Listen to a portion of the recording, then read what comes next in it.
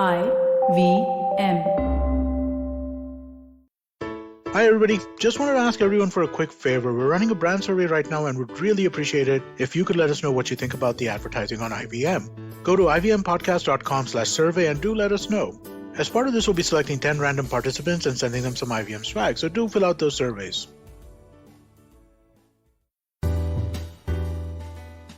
The level of stupidity for me cannot be categorized.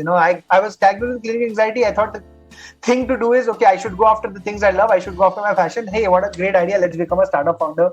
Absolutely stupid thing to do. And then, of course, the state of the country, where the country has been going over the last couple of years, it's given me a lot of anxiety. And then, of course, the pandemic has added, loads to it. And now I think when you go through these tough phases, in your life as an adult, I think it kind of puts a lot of things into perspective. And I think in that, it gets you to realize that you can do this. You can come out of this as well. I mean, it helps you find out new things about yourself. That you always had this certain idea of yourself, but then you have a pandemic, and if you're able to make through, you're like, okay, if I can do this, maybe there is more to me than I thought there was.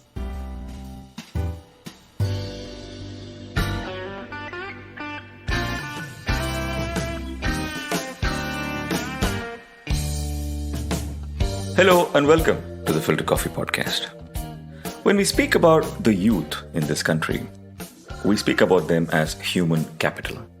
We speak about them as inheritors of a far inferior environment. We speak about them as digital natives, and we speak about them as Gen Z, and we speak about them as being politically immature. We speak about the youth a lot, don't we? But we very rarely speak to them to understand what they really think of these labels, or for that matter, what do they really think about at all? What are their fears, their desires, or their convictions? My guest today, Nikhil Taneja, does this for a living. Not just because he understands this need gap, but because he cares. He has traveled the length and breadth of this country just to listen to students across colleges. After being a journalist, a professor, and an absolute high flyer in the entertainment industry, all before he was 30, Nikhil could have practically done anything he wanted. But he decided to be an entrepreneur who will build an organization, which is actually more of an ecosystem, which will become the voice of the youth. And that is Yuvaa, company that he co-founded a few years back. Nikhil is also an advisor to the Goalkeepers project of the Bill and Melinda Gates Foundation, and his TEDx talks are legendary. I wanted to speak to him about many things, but mostly about what he heard from students when he cared to listen. This is the Filter Coffee podcast, and we'll be right back after this very, very short break. Stay with us.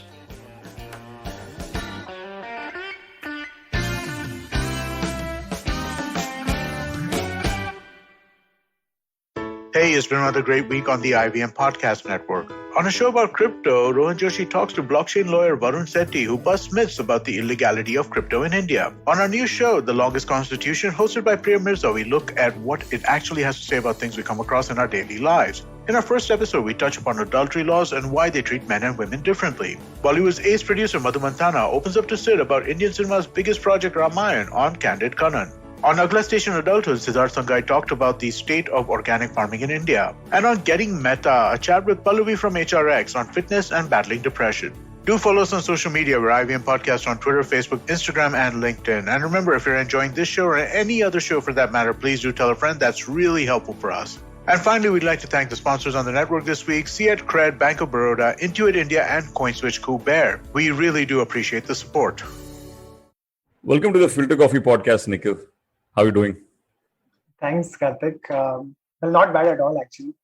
You would have asked me this question a couple of months ago, I'd have a very different answer, but I think I'm okay right now. A couple of months back, I think I stopped asking this question. I just recently started asking people this question.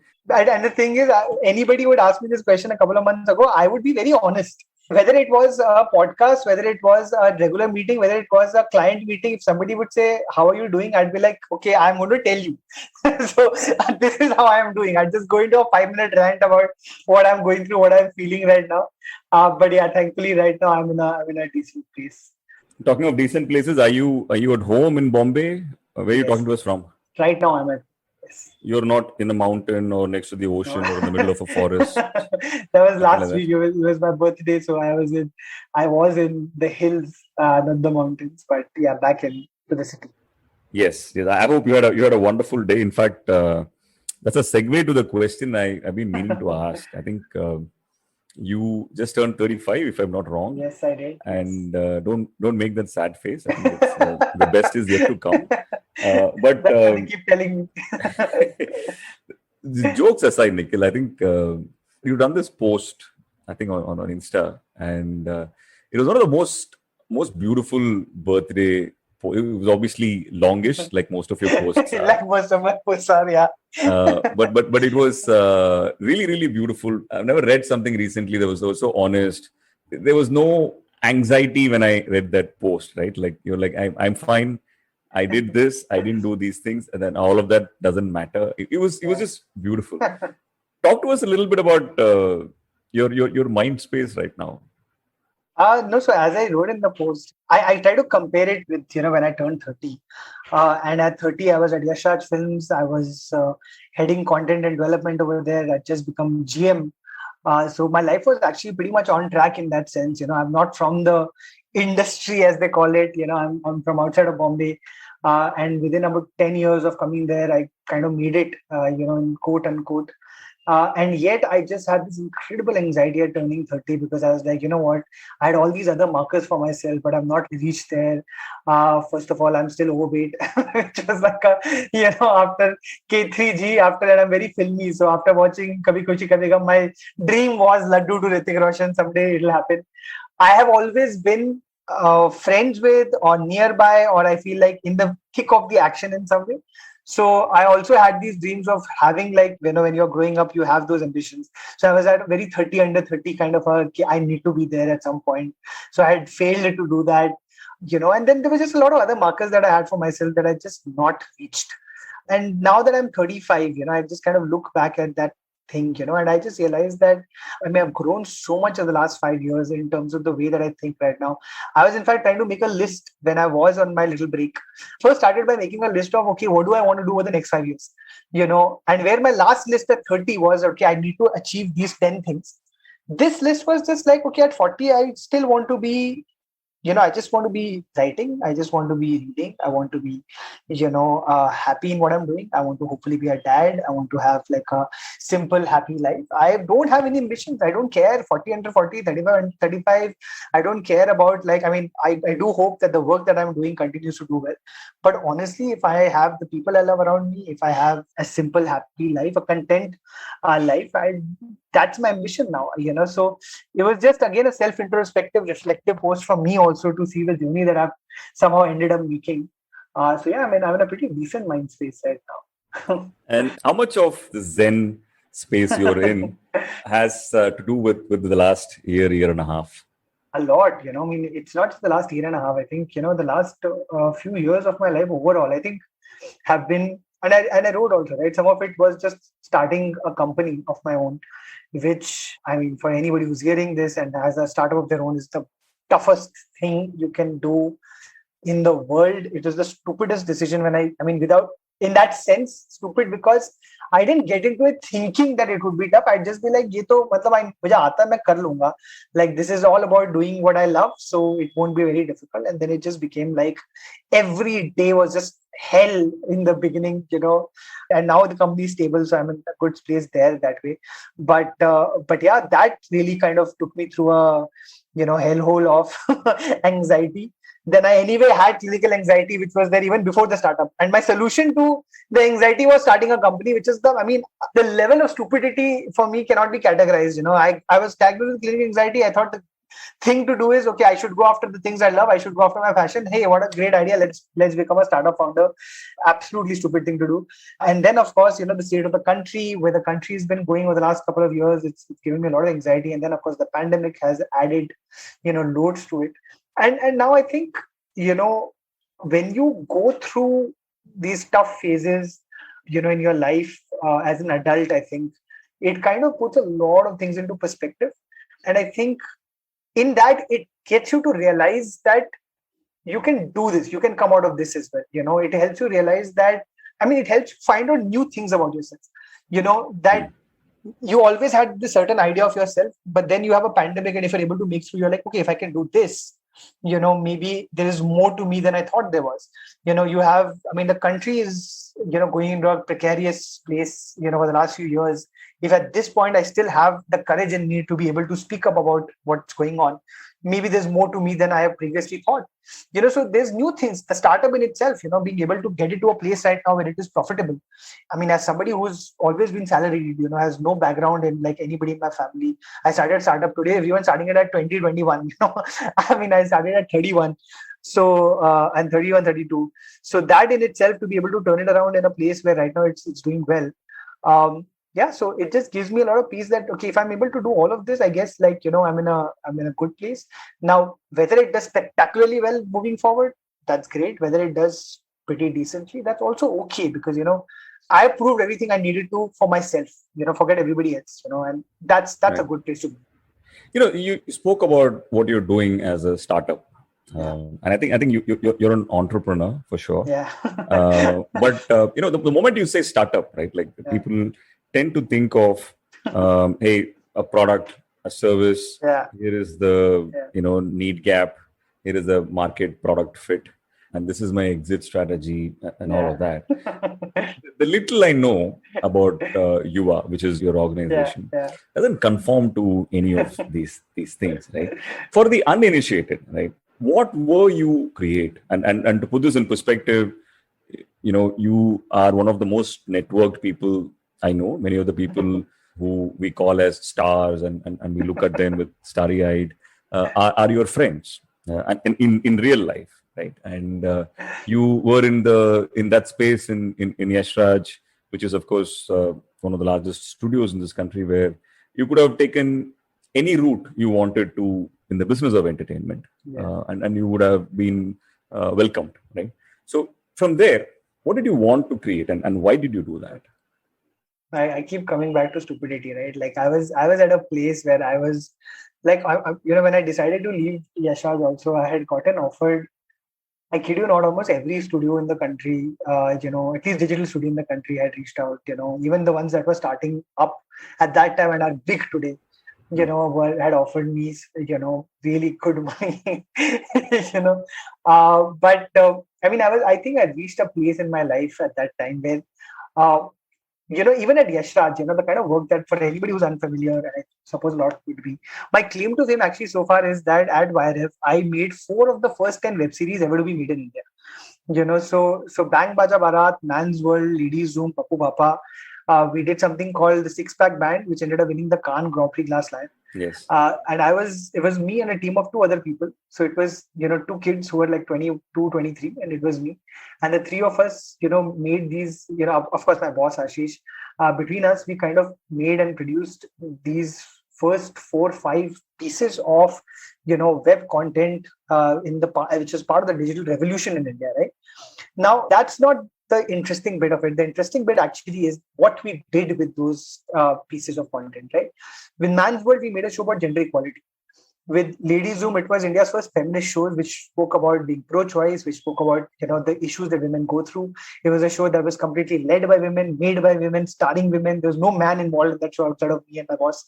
There was Sex Chat with Papu and Papa, which was about sex education. It was a family show about sex. The Six Pack Band was about about trans rights, and it features India's first transgender pop group. And Bang Baja Barat also was a lot about, parent-children relationships, which was again a very ignored topic, I think. So the reasons why these shows were made, and, the reasons that I was, I'm very proud of the work that I did over there, was that I used to be a teacher. I used to be a professor at a college called Jai Hind College. And for 7 years I was teaching news reporting. So that's that's also a backstory. I started off as a reporter in Hindustan Times. So ended up teaching in Jai Hind for a very long time. And as I would teach on the weekends, and I've taught 7 years and 7 batches, I think I ended up doing something very radical, which I realized later was radical, in that I was a teacher who did not just talk to my students, but listened to them. So I would be the kind of teacher who would go to class and say, okay, notes मैं तुम्हें दे दूंगा, but here's, something I really want to hear your thoughts about. So we present a problem, an issue, something going on in the world, ask them to speak up. Then I would try to go deeper and say, okay, why do you have this opinion? Where does this opinion come from? What part of your life have you lived, your lived experience that leads you to be believing this? So I try to open their minds in that sense. Right. So my students started getting close to me, started speaking up outside of classes, telling me, okay, what you spoke about there, I actually have something going on in my life that I would like to tell you about. So initially I thought it's just a, couple of 2-3 students coming up, that's okay. And then suddenly a lot of my classroom students, ended up speaking up about what they were going through, which was a very big surprise to me. And I started asking them, why are you telling me this? And they just all come with the answer was the same, that, there is no space for me to say this. No teacher listens to me. My parents don't care about what I say. My peers judge me. I don't know where else and who else to speak to. I'm like the internet, you have Instagram, you have like social media, but social media also, everyone's, super judgmental, right? Anything you kind of put out, if you're vulnerable online, it's seen as, weakness in many ways. People can troll you. So I ended up starting this project called the Kindness Project, which was, it started as an accident. I kind of just thought that let's try something. Where I asked my students to come one day and just say that, forget about everything, all the labels that you have for each other, that you have for yourself. Take a breather for 5 minutes. I just want you to come up in front of the class, and for just 2 to 3 minutes, just speak about who you are beyond the label that you have for yourself. What's your story? Tell me a truth of your life. Tell me one thing which is honest, authentic. Forget about everything.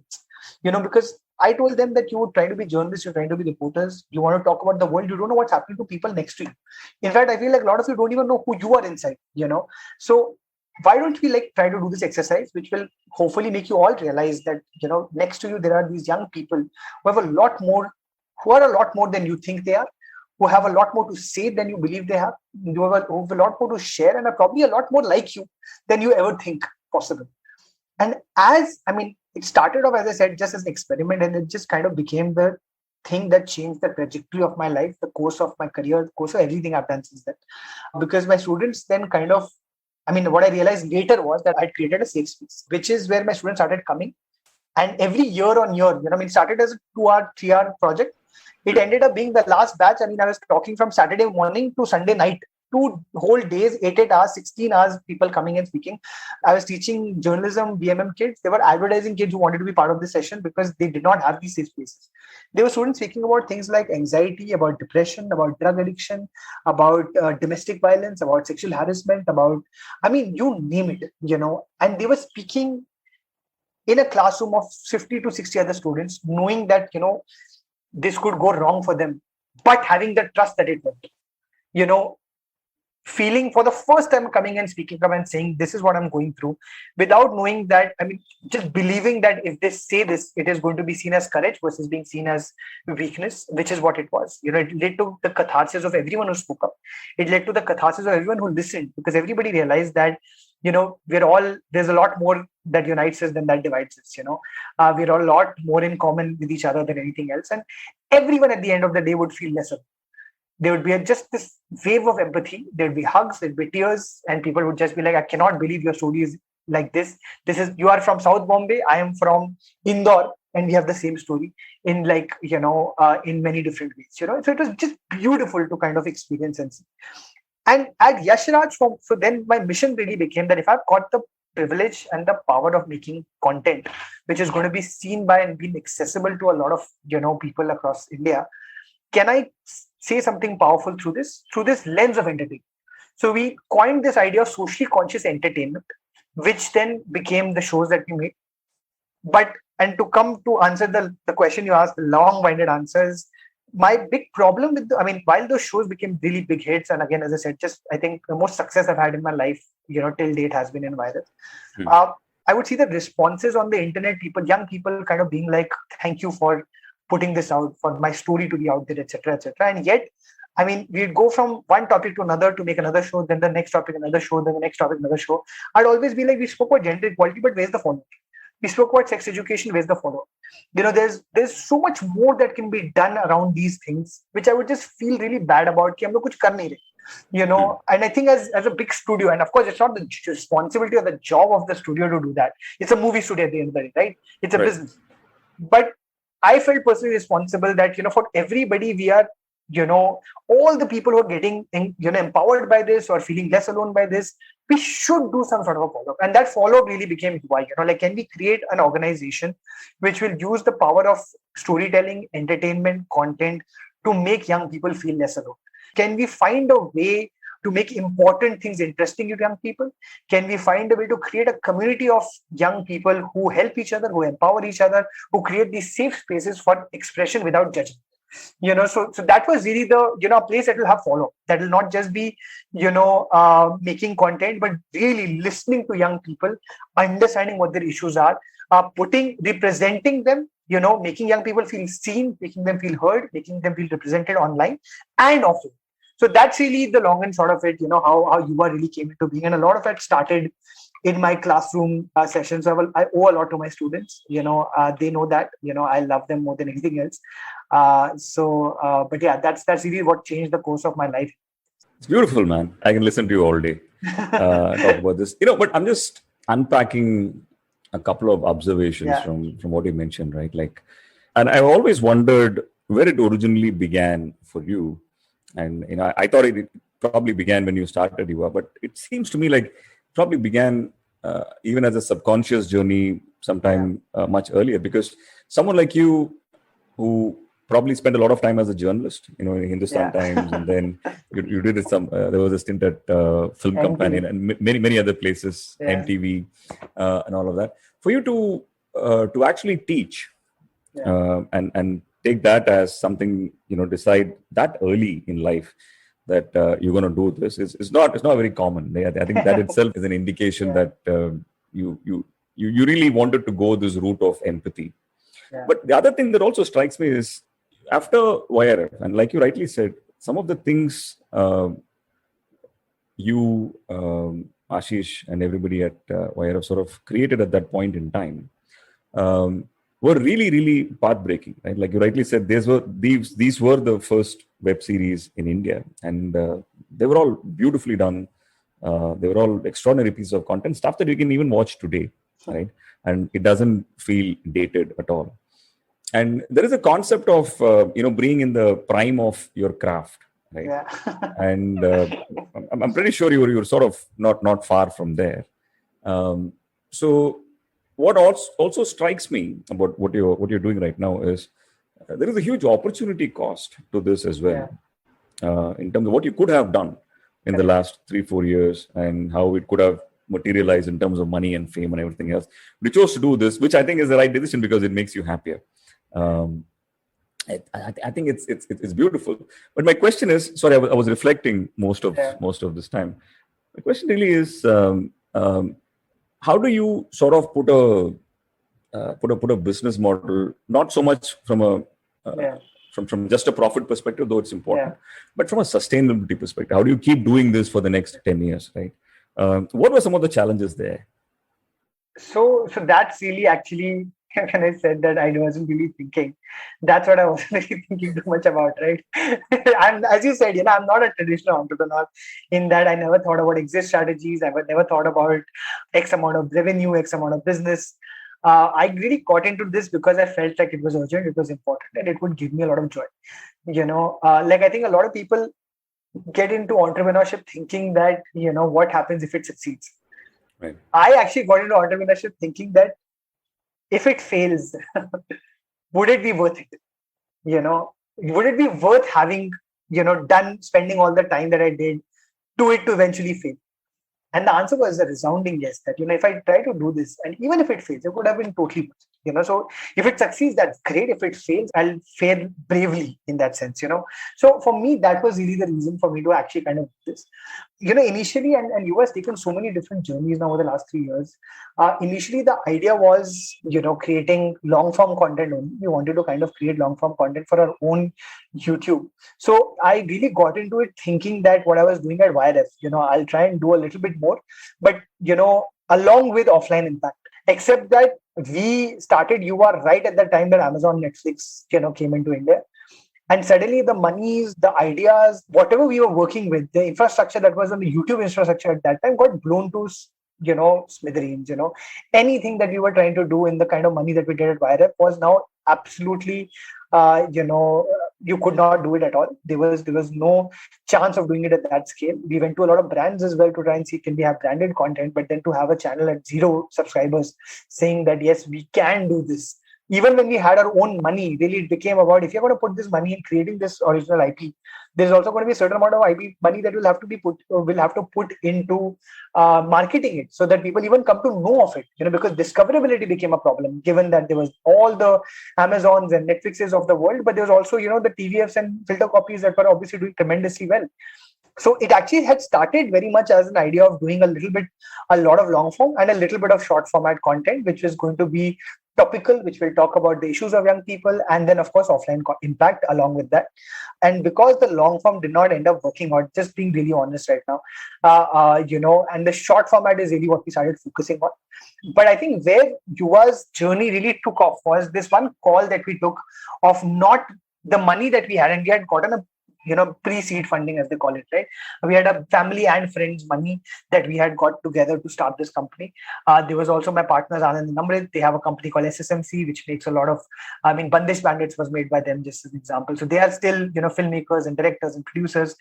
So they had a lot of profit from SSMC also. They wanted to use that into something. So, there was an investment that was made into a pool of money. Where should we use it? So the first idea was, can we make this original? Let's make a long form web series anyway. And if we put it out, we'll market it, it'll become big, and then, hopefully, and then, that'll start a journey. And then the second idea came, what if we take this money and really go after doing what we claim to be the mission and tagline of the Yuvaa, right? Which is to make young people feel less alone. We say we're an organization that listens to young people. We say that we're truly listens to the Gen Z. But how will we do that sitting in Bombay in a glass cabin in Lokhandwala Andheri and say, मुझे आता है, मुझे पता है युवा, मुझे पता है इंडिया के बारे में, मुझे पता है इंडिया के youth के बारे में. So there was this radical idea that just came out of absolutely nowhere, which was when we were discussing about launching Yuvaa. We were like, should we put this money in a launch? Should we put this money in a web show? And then we were like, what if we put this money in going across the country to campuses in India and telling them about Yuvaa and, creating these safe spaces for them, asking them what they feel and what they think, listening to them, and then coming back and using that knowledge to kind of launch Yuvaa online, right? And this was, even at that, it was just a ridiculous idea because we're talking about really doing a roadshow across the country. Without ever having done this before, without having a precedent to this and saying like, has somebody else done this? No, it's typically movies and musicians who kind of go and do these, comedians who do these things. We were a company without a social presence. We were a company with an idea and nothing more than that. But, we were like, we have this money. What better use than actually going among the students and speaking with them and listening to them? And that's what we did. So Yuvaa really started there, where we went to, now we have gone to over 100 campuses offline. We have gone to over 35 cities of India. We have met over 10,000. So when I say we, I have personally traveled over, 5 to 6 months between 2019 and 20, met over 10,000 young people, went to IITs, IIMs, AIMS, NIFTs, NITs, you name it, and your B colleges which don't speak English, students that don't speak Hindi, and just listened to them and created these safe spaces. And once we did that, I think what the power of that really became what helped us find our first partners. When you go and meet them in campuses, right? What happens there?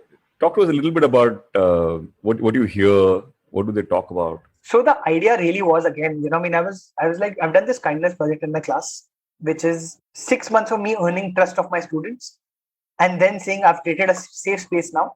You can express yourself.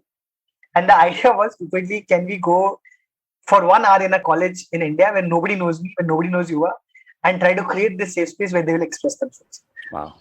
And again, it was a hypothesis. And I don't know, but the thing is, Karthik, if you go to young people and you give them the respect of being heard, you give them the respect of, by saying that they matter, their voices matter, their stories matter. So typically the way that would work is I'd do a 45-minute talk in every campus where I would talk about my own journey. I would talk about, why I started Yuvaa, but I would not talk about Yuvaa. I would talk about the journey to starting Yuva, what I've gone through, the mental health issues I may have gone through, my ambitions as a man, the gender component of what I was going through, and how that led me into having this understanding that, ultimately it's not about these markers, it's not about these achievements, but really about doing something that brings you joy, right? So I spoke a lot about, how I, as a young person, never had anybody tell me until I was achieving something that I matter, that my stories matter.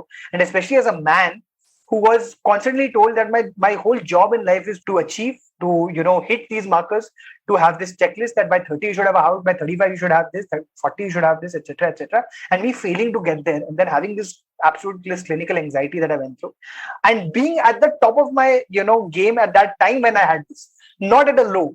I was GM Yashraj. I had all these successful shows behind me. I was, advisory board for goalkeepers, and then I had anxiety, and to give that up to start Yuva, why did I do it? What my journey was, and what I learned about what it meant to be a, what my life had been as a young person, what led me to being here.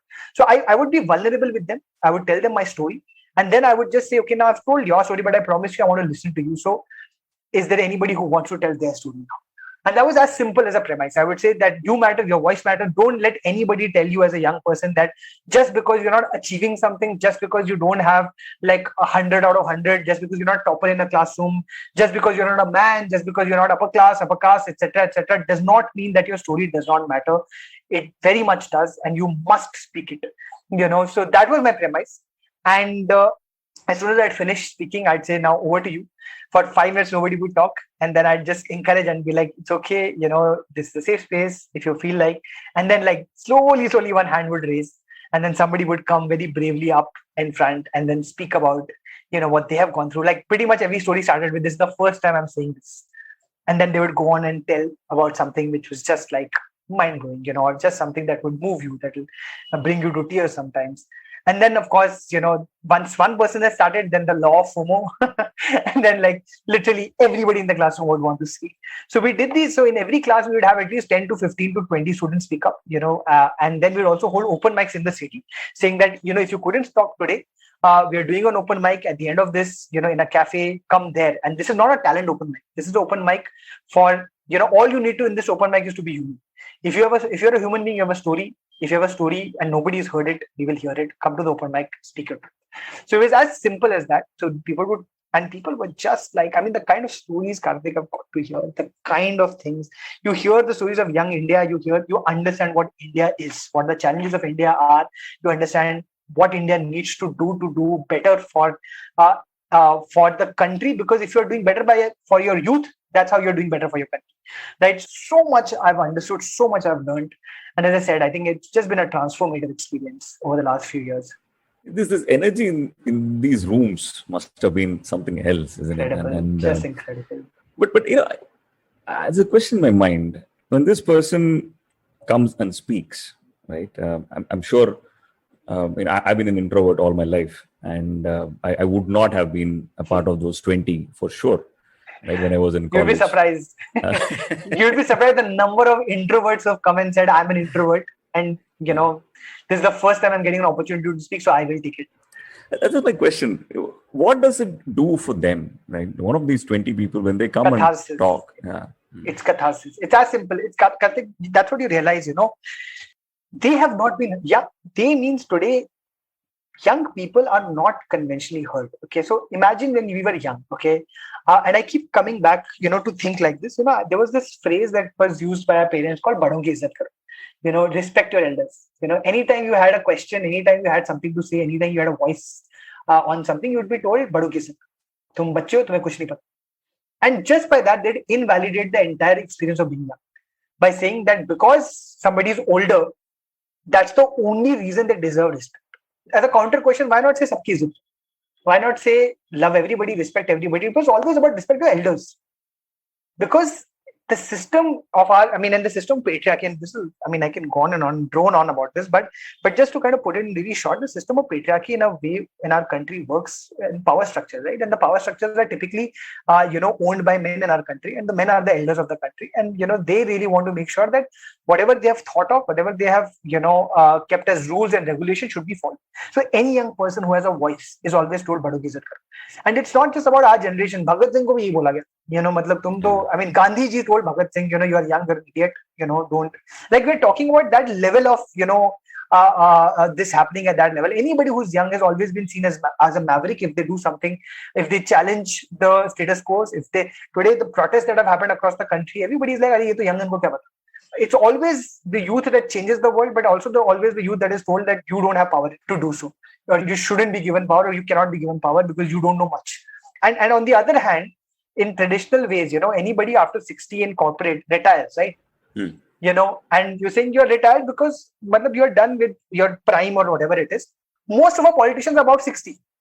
So in the time where people in private sectors are told, now you should sit at home and relax because you are not at the top of your game, that's when somebody becomes a politician. On the other hand, somebody at the, who's at the prime of their life as a young person is told that you don't matter, your stories don't matter, your voices don't matter, your whatever you have to say about the world doesn't matter. Why should we listen to you?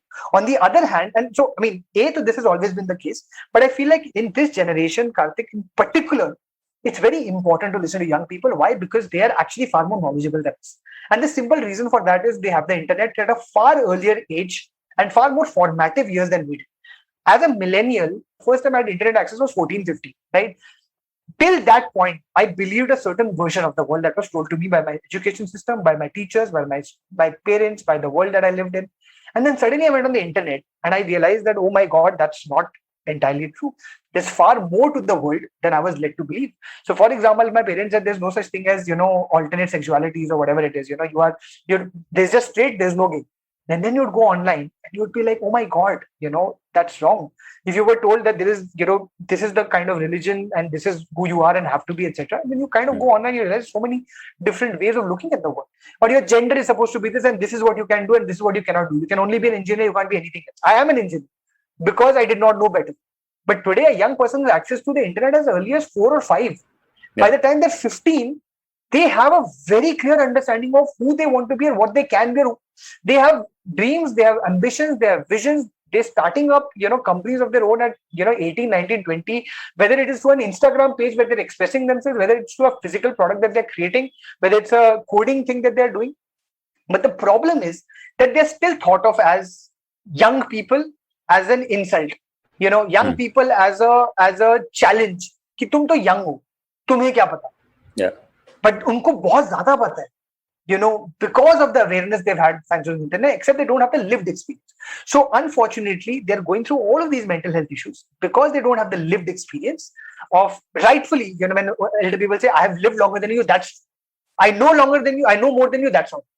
A young person today, because they've had internet for 15 years, probably knows more than, anybody who has had internet, because your internet access happened at an age where you had already had opinions formed, where you already had your version of the world thought of, and you don't change after that. But these young people are malleable. They change every single day. They learn more about the world and they believe new things. And that's why it's so exciting. And yet they don't get respect.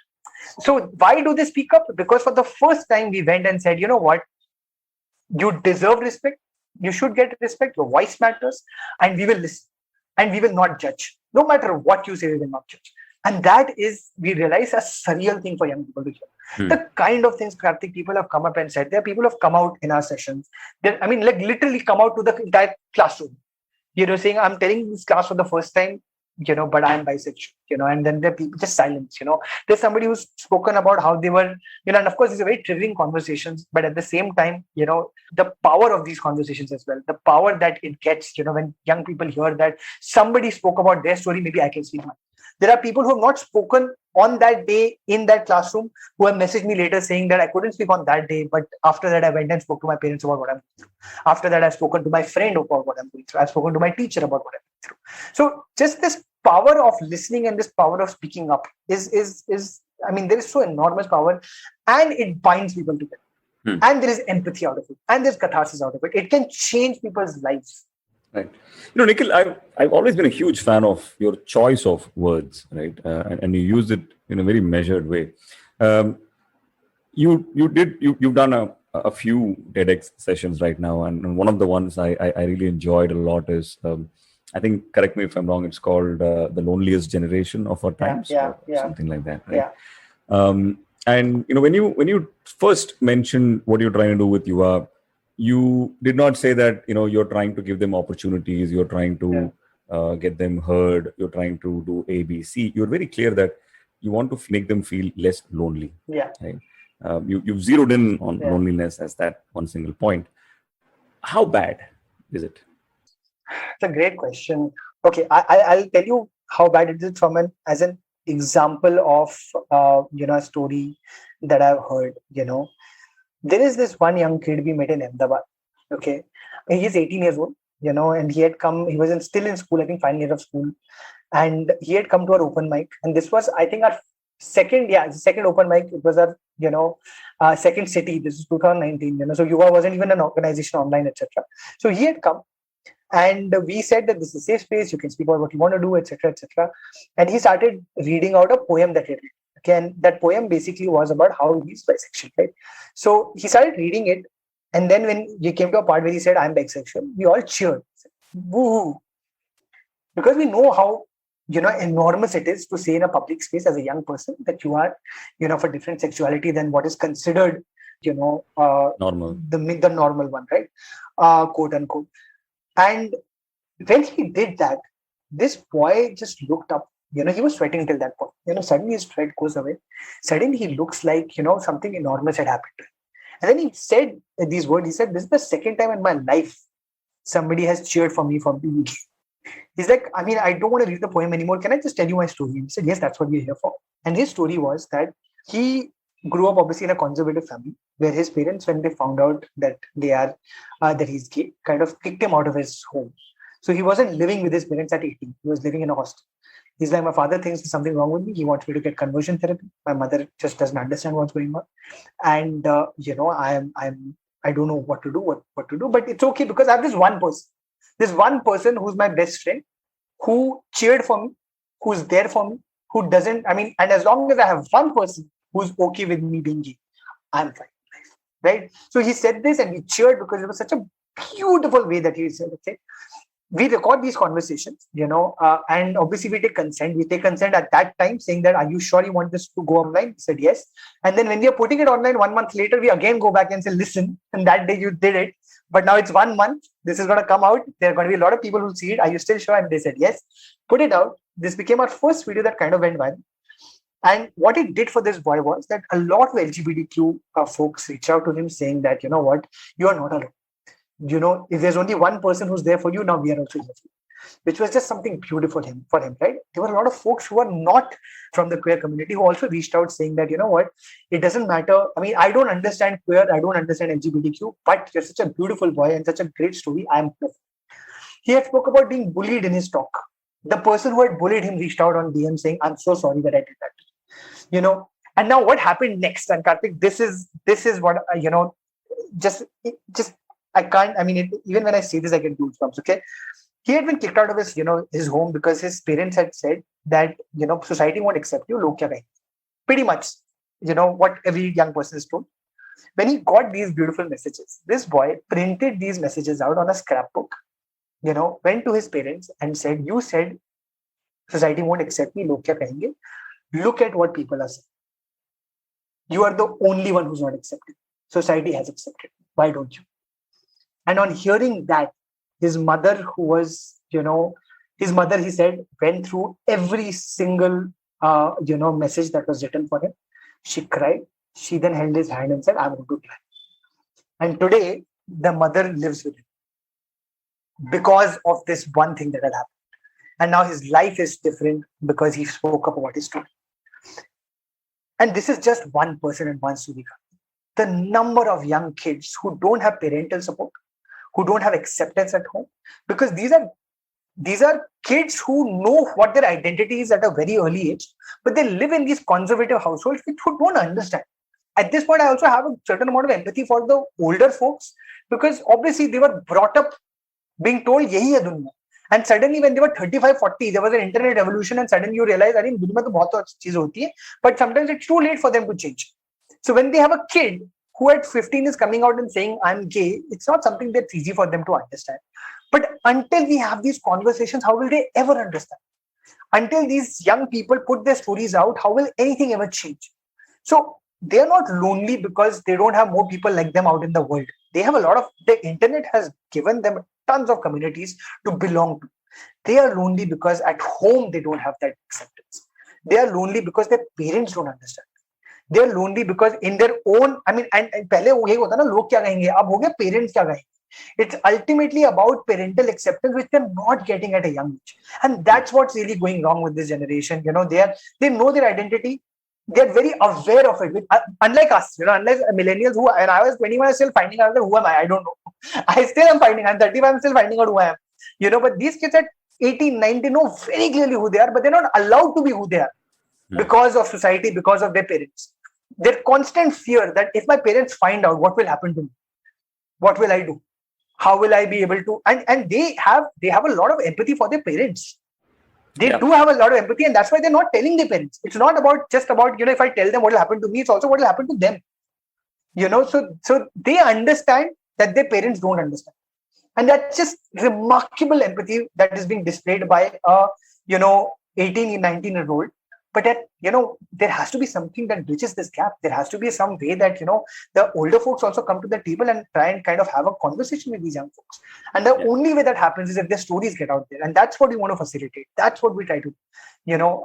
So it is enormously bad at this point of time. But there is hope, you know, and that hope will, you know, as long as these young people speak up, as long as they share their stories, there is a lot of hope. There is hope, and I believe I'm speaking to it right now. And you know, it's amazing, right? Like when you're talking about all the things that they worry about themselves, they worry about their parents, they worry about career, they worry about money. It must be an absolute hell, right? Inside, and which I think is what makes what you're doing such a beautiful release, right? Which is almost existential. Just continuing with that, you know, you recently also spoke about the fact that you are launching a podcast, which I think is an extension of everything we've just spoken about. And I think it's a fantastic idea. Now, it's the kind of idea which makes me feel, oh my God, it should have happened much earlier. So how do you, is it out already? When are you planning to come out, and what will it be about? Yeah, it's called Main Hu Yuvaa with Nikhil Taneja, obviously. It's coming out in September 1st week. We already recorded a couple of episodes. The idea is very simple. It's a podcast that listens to the Gen Z. You know, I have not been able to do the road shows since last year. You know, I was and I feel at the core of what we do at Yuvaa, and now we are doing so many different things. You know, we do research. You know, we do where we are working with some really top brands and trying to listen to and understand the Gen Z.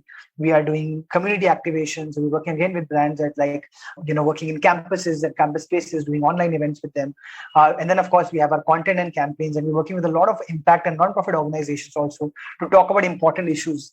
But at the core of it all, obviously, we are still that organization that believes in listening to the young people, right? And I feel like because we have not been able to go offline, we've not been able to facilitate that listening in the way that we'd like to. So I was also feeling really, you know, restless about that, you know, that we are a community right now.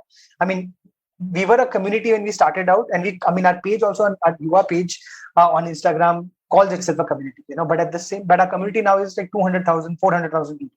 And that's a large community, but I feel like what happens in scale is that the intimacy gets lost. The individual stories that you want to hear and speak of, and then you want to share with the world, sometimes just get missed. So I recognize that at the age I am, the experience that I have, the limited influence that I have, it's a privilege, you know, and I wanted to kind of find a way as I turn 35, and as, you know, I look at, you know, what do I want to do over the next 5 years, 10 years of my life. I want to use my privilege to give, to give platforms to young people in our country. That's how I would always want to use it. I want to make sure that this is a diverse bunch of young people from every community, every background possible, that are just doing some incredible things. And sometimes we're doing just ordinary things, and their small little ways are changing the world. And I want everybody to know their stories. So if this is going to be a podcast where I obviously speak to some, young people from across the country, have honest conversations, try to understand why they do what they do, try to understand what they're going through at the age. What does it mean to be an 18-year-old in India today?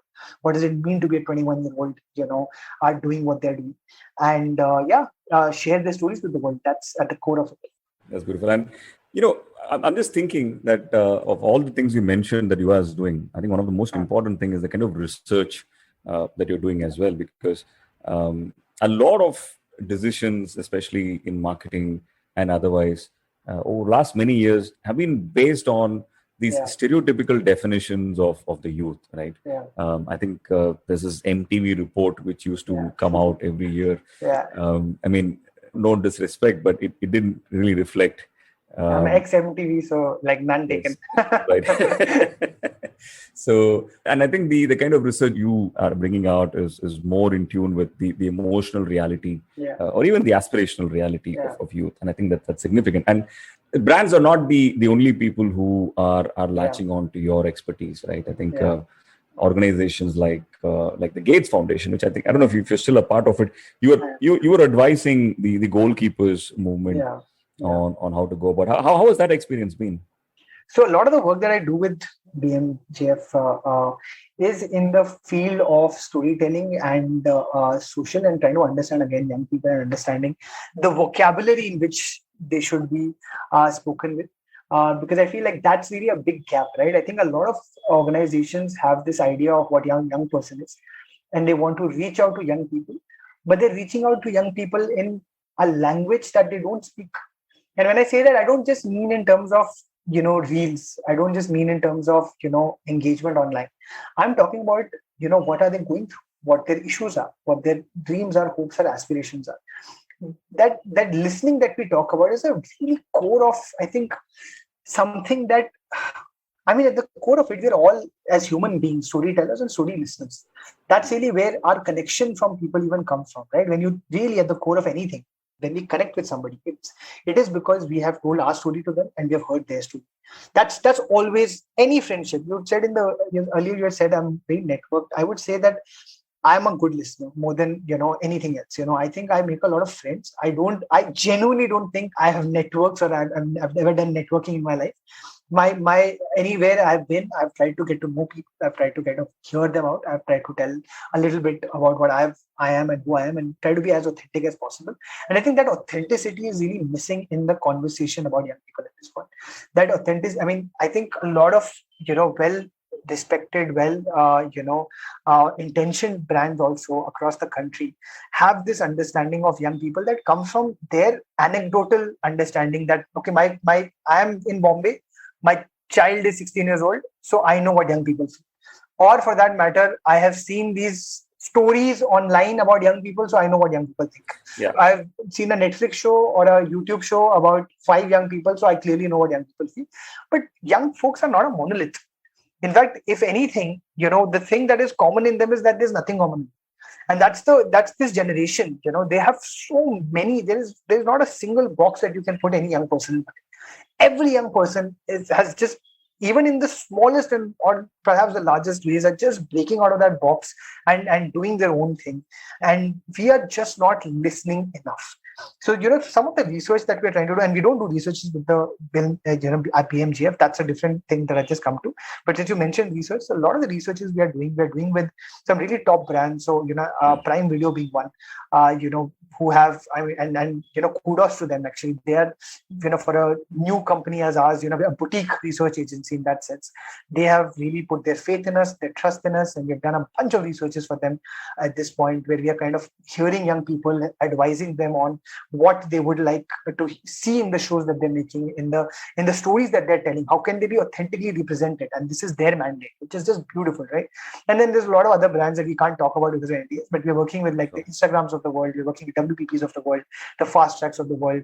And again, just trying to like listen and try to understand who the young person in India is, so that they can create solutions, they can create stories, they can create advertising, they can create media that truly authentically represents them. So that's a lot of the work that, I mean, I'm quite proud of. And I feel like, I mean, at this point, we are obviously nowhere close to the Nielsen's and the Kantas of the world, but I feel like we are the one company that tries to, that treats our young audiences as partners versus, consumers versus focus groups. And the reason that they speak up to us, and the reason that they, and we call all this interactions with them, we call them listening sessions, because we're truly listening to them.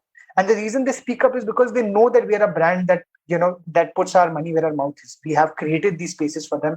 We do actionable things. We started the Yuvaa therapy project where we're giving free therapy to young people, so they know that we care about them. So that's why they also are willing to speak up to this. And when they speak up authentically, the kind of things that you learn from them, it's extraordinary.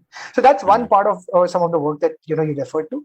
With BMGF, actually, it's a very different, so I'm on the global advisory board of something called Goalkeepers that you spoke about, which is a emerging leaders community of Bill and Melinda Gates Foundation. So, a while ago, I mean, 5-7 years ago, United Nations, obviously has this mandate called the Sustainable Development Goals that across the world, all the countries need to follow and make sure that by 2030 that we actually reach these goals. Which is obviously a really, really large task, and we are not there yet. But the Bill and Melinda Gates Foundation, started working with the United Nations to create this cohort called the Goalkeepers, who would be young emerging leaders, as they call them, and some of the established leaders as well, who have been working, whether they know it or not, whether they have been calling them sustainable development goals or not, but who've been working in their own lives, in their own work towards making, the world slightly better place. So many years ago when we did Man's World, I was very fortunate. We kind of worked with United Nations and the SDGs with Project Everyone, which is led by Richard Curtis, who's filmmaker behind Love Actually, and then many, many other fantastic films. So we kind of worked on this show, and the show did really well in India. They loved what you were trying to do with gender through the content that we are creating, and they invited us as goalkeepers. So I got to be a goalkeeper first. And my life changed in that one. And to tell you, I was in 2016, 2016 or 17, I think 17. In 2017, I got to be at the Lincoln Center in New York, where I kid you not, in 10 meters in front of me, there was Barack Obama speaking, and saying that things like, you are going to change the world. And I'm just thinking, say mein kya? Kya bol raha hai Barack Obama? I make web shows, man.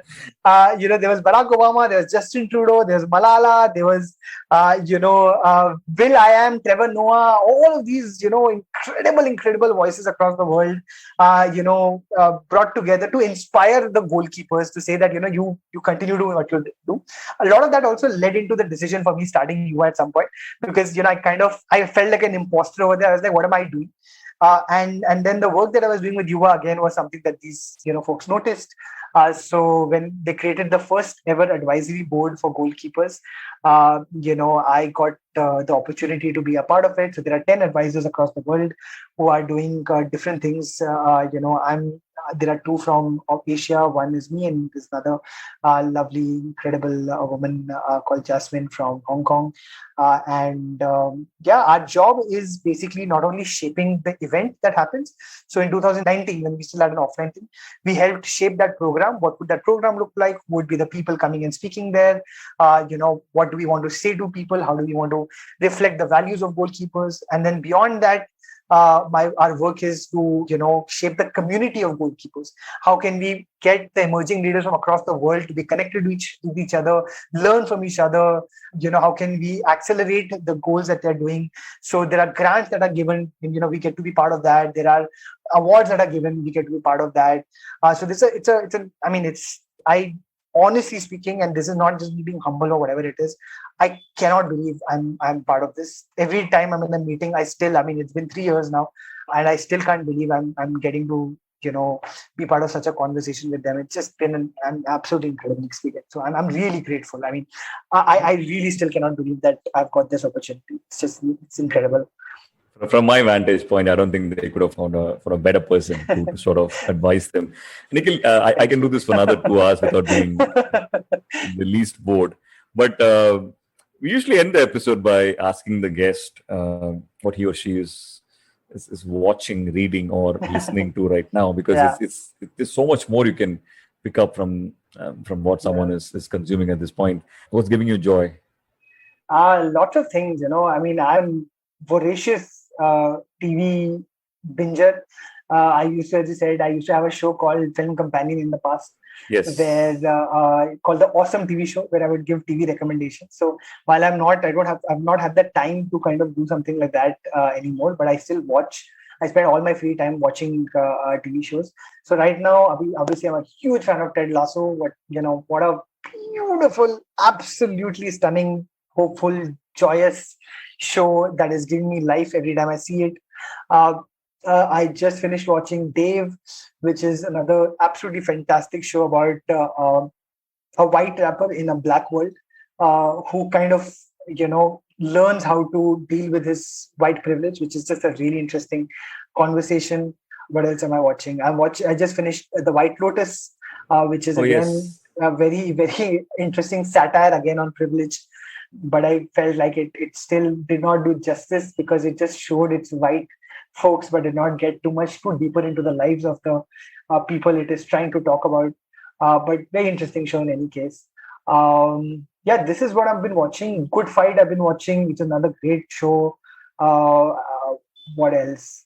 I watch everything. So there is nothing that I don't watch, So I literally watch everything, I have a list, I have a weekly, I'm not even joking, I have a weekly calendar of daily stuff that I have to watch, it gives me enormous joy to watch things. You can take Nikhil out of showbiz, but you can't take the showbiz out of you. In fact, I almost never do this, but I have a recommendation. I don't think I've ever given a guest a recommendation in this show. Please do. But I'm really, really so excited about this film that I saw. They finally finished last night. Very, very late in the day to do this. This is The Green Book. The Green Book, yeah. I've seen the book. I've seen the film. Yeah, this is the Mahershala Ali. Yeah, I've seen it. Viggo Mortensen. And Viggo Mortensen, who's my one of my favorite actors ever. He's incredible. I've seen it. It also won it also won the best Oscar for the best screenplay in that year. And also supporting actor, I think. Yeah, correct. And got into a lot of contentious, criticism because of the way it used the white male lens to showcase the story of black upliftment. So it's a very interesting.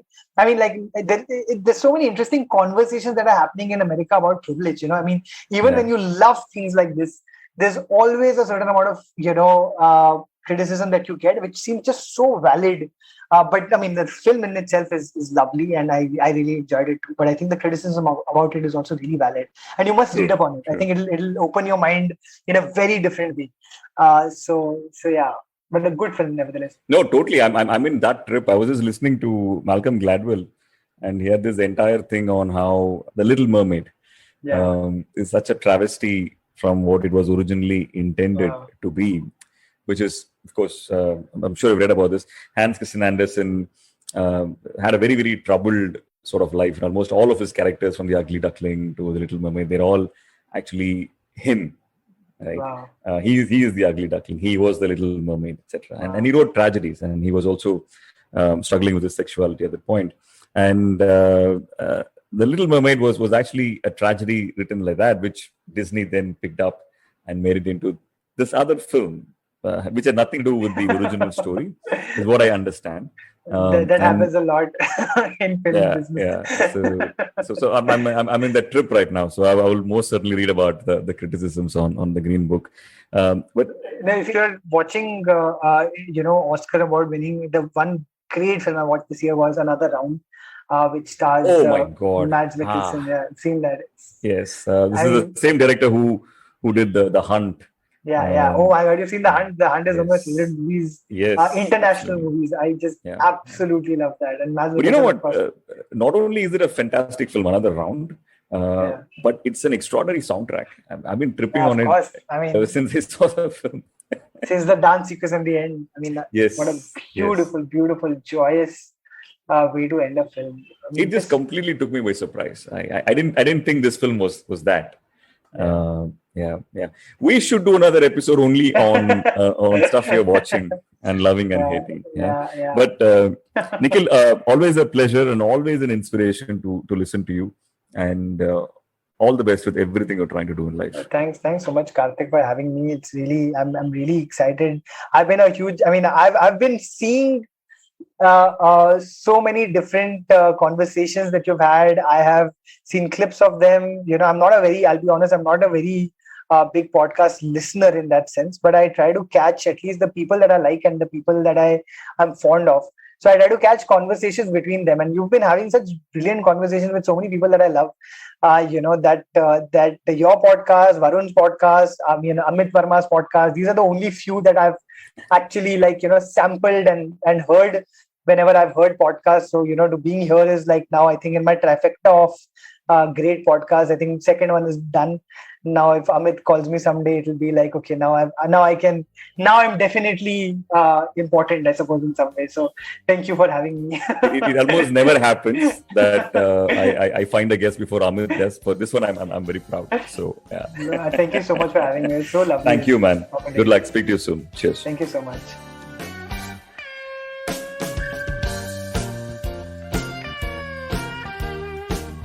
If you like this podcast, don't forget to check out other interesting podcasts on the IVM network. You can listen to us on the IVM Podcast app or ivmpodcasts.com. You can also follow us on our social media. We are at IVM Podcasts on Twitter and Instagram. And if you want to reach out to me, I am _Karthik. That's Karthik with an H on Twitter. And filter_coffee. That's coffee with a K on Instagram.